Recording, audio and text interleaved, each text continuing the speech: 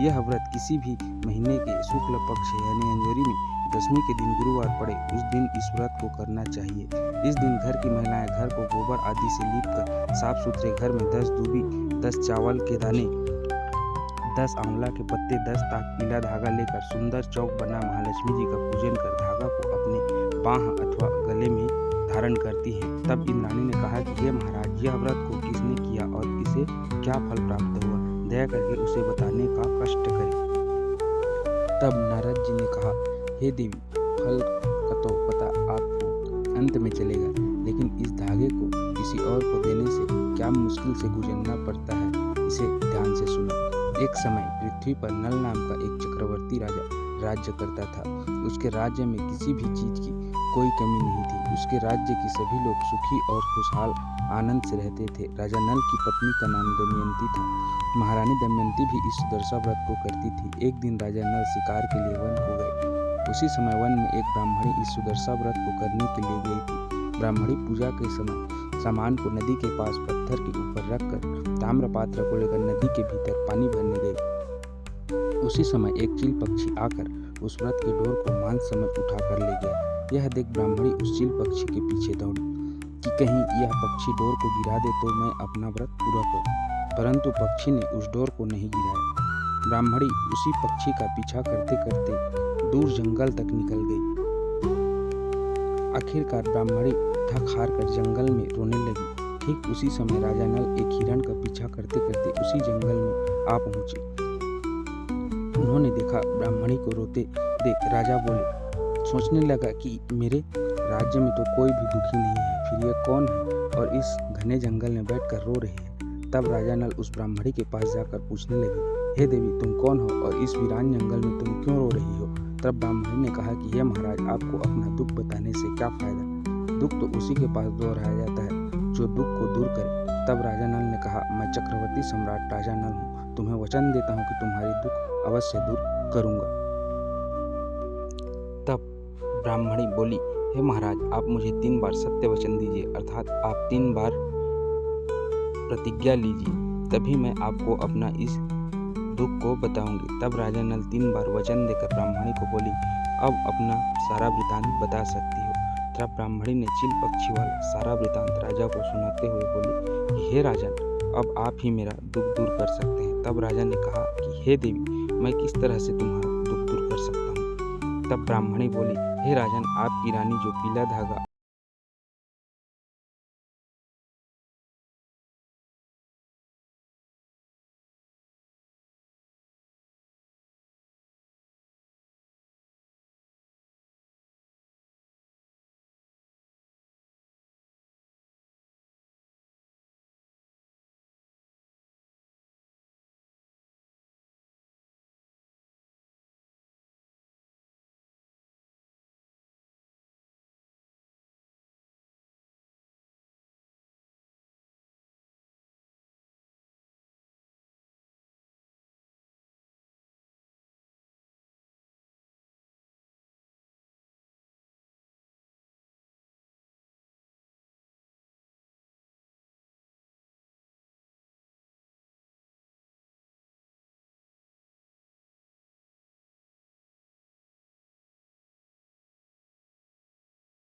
को लेकर ब्राह्मणी को दे दिया। उसी समय महालक्ष्मी जी ने राजा नल पर रुष्ट हो गई और उसे श्राप दी कि तुम्हारा राजपाट सब नष्ट हो जावे।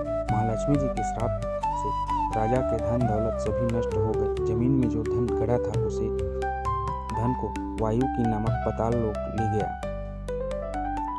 जो पशु वन में चरने गए थे वन में ही रुक गए, घर वापस नहीं आए। राजा नल के पास ऐसा समय आ गया कि राजा नल अब भूख मरने लगे। तब रानी बोली, हे राजन, मेरे मायके चलिए, हम वहाँ सुखपूर्वक रह सकते हैं। तब राजा नल को वहाँ जाना उचित नहीं लगा। राजा ने रात के समय राजा रानी अपने पुत्र शोभचंद्र रोहित कुमार को लेकर घर से निकल गए।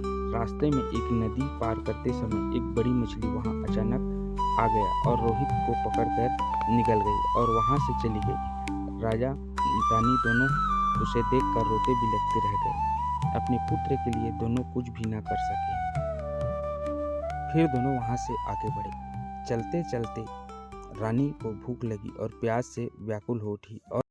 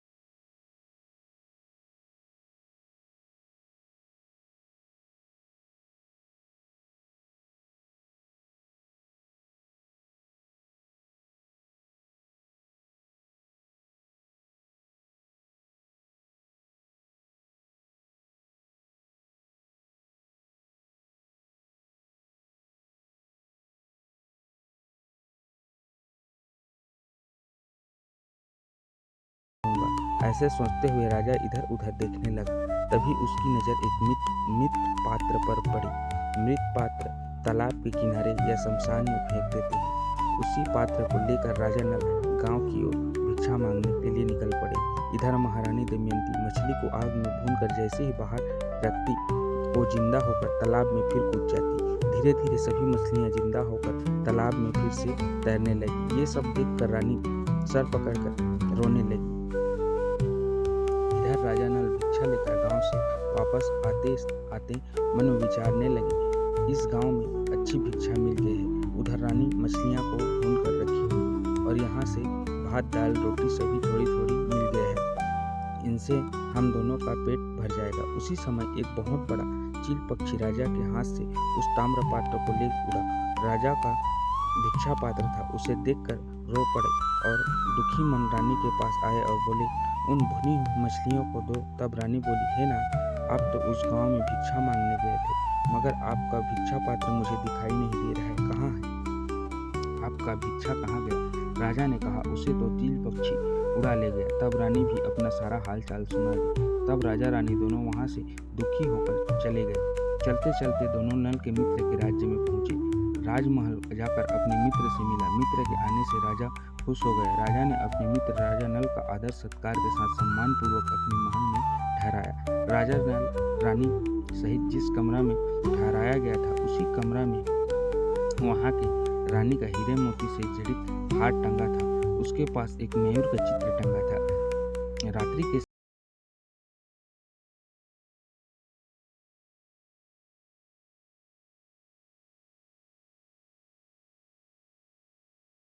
हुए बोली, हे महाराज, देखिए मयूर को देखिए। राजा भी उसे देख रानी से बोले, हे रानी, हमारा यहाँ ठहरना उचित नहीं है, क्योंकि हम यहाँ रहकर बदनाम हो जाएंगे और हम अपने ही मित्र की नजरों में गिर जाएंगे। उसी वक्त रात्रि के समय राजा रानी वहाँ से निकल गए। सुबह होते तक दोनों घने जंगल में पहुँच गए। वहाँ पहुँचते ही एक पेड़ के नीचे रानी थक कर सो गई। उसी समय राजा नल सोचने लगे कि अगर इनमें से एक भी हंस नीचे गिर जाए तो हम दोनों का पेट भर जाएगा। ऐसा सोचकर अपनी धोती को निकाल कर उन हंसों के ऊपर फेंका, परंतु उन माया के हंसों ने उस धोती को अपने साथ उड़ा कर ले गए। तब राजा अपने इस हाल को देखकर बहुत ही दुखी हुए और सोती हुई रानी की आधा वस्त्र को फाड़ कर पहना और सोती हुई रानी को वहीं छोड़कर चल दिए। तब सुबह रानी की आंख खुली। तब राजा को वहां न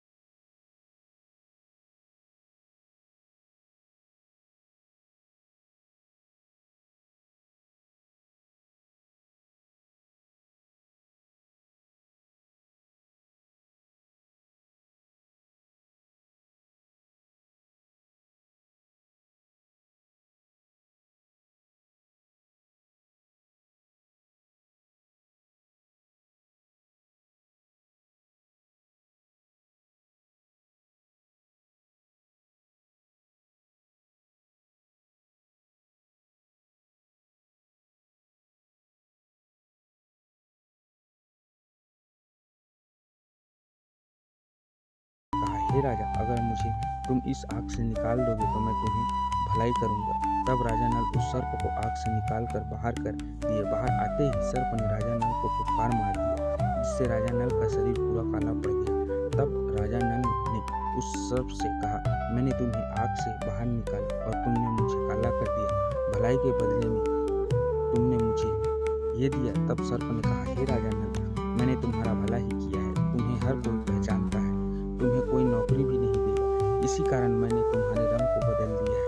अब तुम्हें कोई नहीं पहचानता, न पहचान पाएगा। जब तुम महालक्ष्मी जी के श्राप से मुक्त हो जाओ तो तुम यही आना, मैं तुम्हें तुम्हारा रंग वापस कर दूंगा। तब राजा नल उस सर्प को प्रणाम कर आगे बढ़ते और विदर्भ नगर में पहुंचकर वहां के राजा से नौकरी करने के लिए दरबार में हाजिर हुए। तब वहां के राजा ने कहा, भाई तुम क्या कर सकते हो? तब नल ने कहा, महाराज मैं रसोइया तथा रथ हाँकने का कला जानता हूँ। तब राजा ने नौकरी पर रख ली। इसी तरह राजा रानी अपने अपने स्थान पर समय व्यतीत करने लगे।